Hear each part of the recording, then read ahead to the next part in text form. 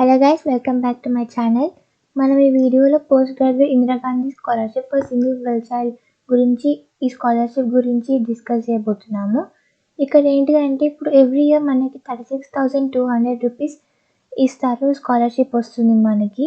అది కూడా only PG course తీసుకున్న వాళ్ళకి వస్తుంది.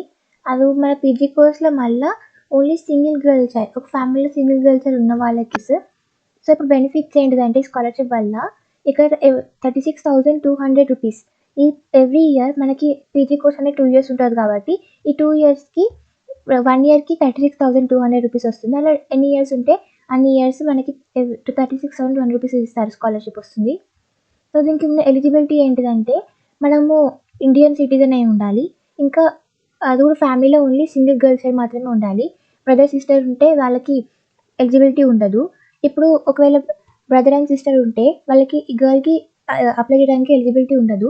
కాకపోతే ఇక్కడ ట్విన్స్లో ఒక బ్రదర్ సిస్టర్ ఉన్న కానీ లేదా సిస్టర్ ఉన్న కానీ ట్విన్ సిస్టర్స్ కానీ వీళ్ళకి అప్లై చేయడానికి ఎలిజిబిలిటీ ఉంటుంది.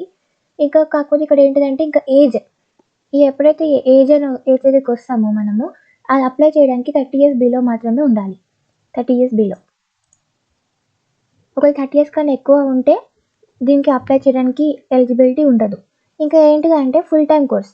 ఇప్పుడు మనం కాలేజ్కి ఫుల్ టైం వెళ్తేనే ఈ ఎలిజిబిలిటీ ఉంటుంది. పార్ట్ టైం చేస్తే ఎలిజిబిలిటీ ఉండదు మనకి స్కాలర్షిప్ అప్లై చేయడానికి. ఇంకా ఎవరైతే అప్లై చేయొద్దంటే డిస్టెన్స్ ఎడ్యుకేషన్ మోడ్గా కానీ పార్ట్ టైం జాబ్ చేస్తున్న వాళ్ళు కానీ వీళ్ళకి అప్లై చేయడానికి ఉండదు ఎలిజిబిలిటీ. ఇంకా డీమ్డ్ యూనివర్సిటీస్ చదివే వాళ్ళకి సెంట్రల్ లేదా స్టేట్ గవర్నమెంట్ వాళ్ళు ఫండ్స్ వాళ్ళకి ఇవ్వకపోతే ఈ డీమ్డ్ యూనివర్సిటీ చదివిన వాళ్ళకి కూడా ఎలిజిబిలిటీ ఉండదు. ఓకేనా? సో ఇప్పుడు మనము ఇది అప్లై చేయాలంటే కొన్ని డాక్యుమెంట్స్ కావాలి కదా.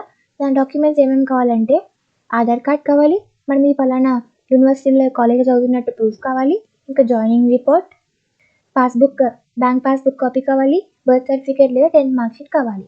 ఇప్పుడు మనము డైరెక్ట్గా నేషనల్ స్కాలర్షిప్ పోర్టల్కి వెళ్తే మనకి ఇక్కడ 4 ఆప్షన్స్ కనిపిస్తుంది. కాకపోతే మనం ఇక్కడ స్టూడెంట్ కాబట్టి మనం స్టూడెంట్ ఆప్షన్ సెలెక్ట్ చేస్తాం. స్టూడెంట్ ఆప్షన్ సెలెక్ట్ చేయంగానే ఇక్కడ మనకి ఫస్ట్ స్కాలర్షిప్ అప్లై చేయకముందు మనం ఫస్ట్ ఓటీఆర్ జనరేట్ చేసుకోవాలి. ఇది ఓటీఆర్ అనేది పర్మనెంట్ ఓటీఆర్ అంటే వన్ టైం రిజిస్ట్రేషన్. ఒకవేళ ఇది మనకి ఎన్ని ఇయర్స్ అయితే మనం కోర్స్ చేస్తామో అన్ని ఇయర్స్ వరకు ఈ ఓటీఆర్ అనేది ఉంటుంది. ఇది పర్మనెంట్ ఓటీఆర్. సో ఇక్కడ మనము దీన్ని లాగిన్ అని కొట్టాలి. మనం ఇప్పుడు ఓటీఆర్ జనరేట్ చేస్తున్నాం కాబట్టి లాగిన్ విత్ ఆధార్ అని కొట్టాలి. ఇప్పుడు మనం ఇక్కడ మీ ఆధార్ నెంబర్ టైప్ చేసేసి మీరు లింక్ అయిన మొబైల్ నెంబర్కి ఓటీపీ వస్తుంది. ఆ ఓటీపీని ఇక్కడ టైప్ చేసేసి క్యాప్షన్ ఎంటర్ చేసేసి ప్రొసీడ్ అని కొడితే మీకు ఒక ఓటీఆర్ అనేది జనరేట్ అవుతుంది.